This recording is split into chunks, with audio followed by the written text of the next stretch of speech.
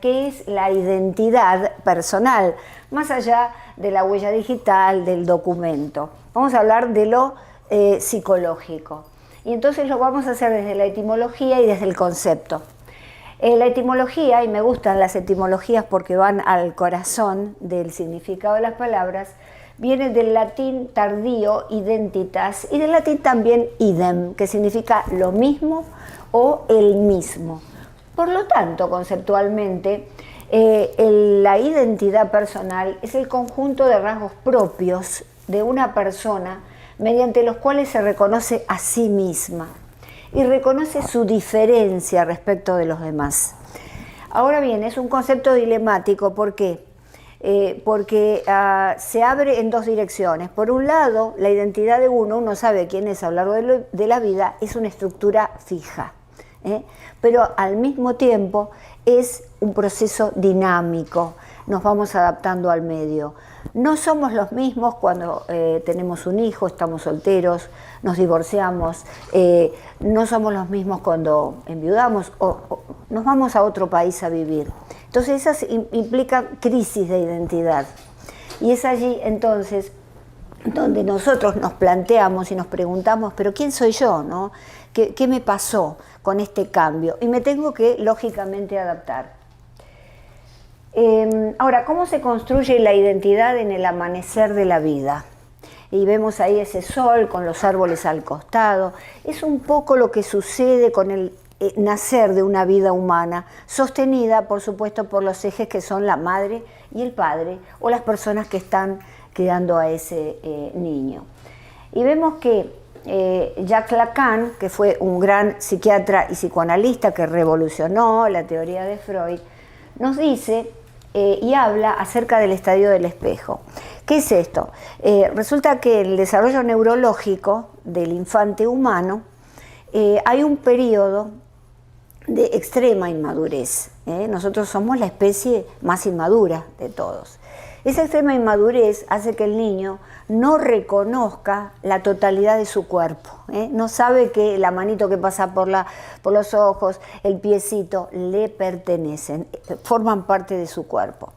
Es una etapa en la que estamos superados por la inteligencia instrumental del chimpancé, es decir, que estamos muy vulnerables, ¿verdad? Y necesitamos el auxilio de los demás. Entonces ocurre el estadio del espejo, que lo denomina así como precursor de la función del yo. ¿Qué es el yo? Bueno, todo lo que yo soy, mis sentimientos, mis emociones, mis experiencias.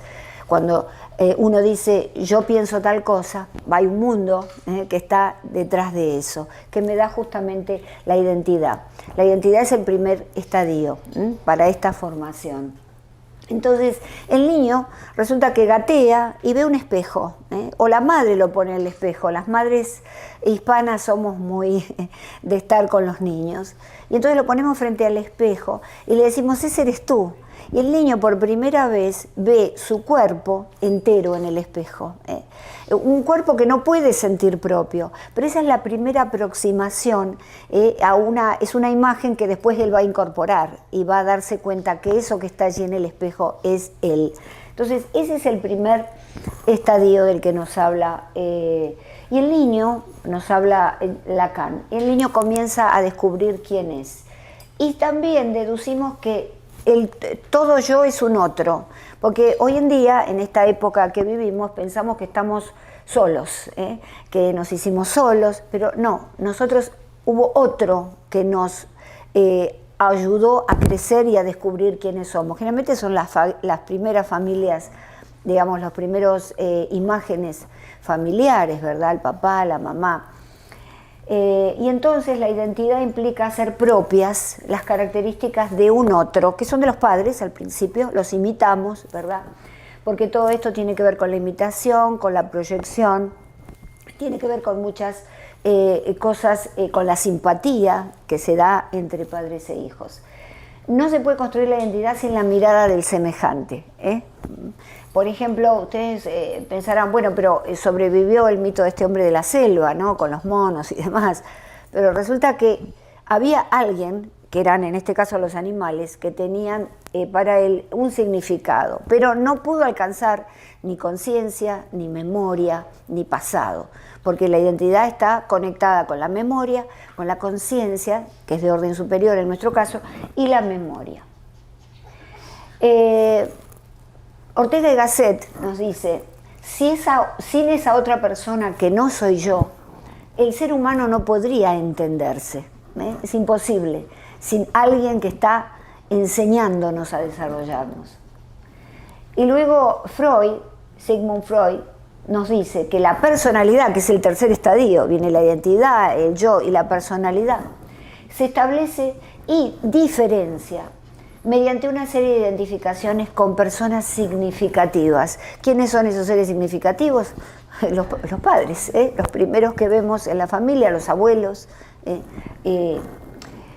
y esos nos ayudan a crecer. Entonces, ¿cuántos tipos de identidad hay? La racial, que son las características físicas, la religiosa, sabemos a la religión a la cual adherimos, corporativa. La corporativa es la identidad, por ejemplo, a Universidad de la Familia, tiene sus banners, tiene sus papeles, es decir, es la identidad que tiene una empresa.